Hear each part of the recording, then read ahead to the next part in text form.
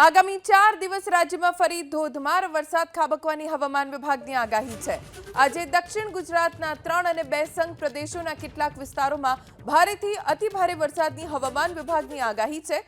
દક્ષિણ ગુજરાતના નવસારી, ડાંગ અને વલસાડ જિલ્લાના છૂટાછવાયા સ્થળો પર આજે ભારેથી અતિભારે વરસાદ વરસી શકે છે, જ્યારે સંઘ પ્રદેશ, દમણ, દાદરા નગર હવેલીમાં પણ ભારેથી અતિભારે વરસાદની આગાહી છે।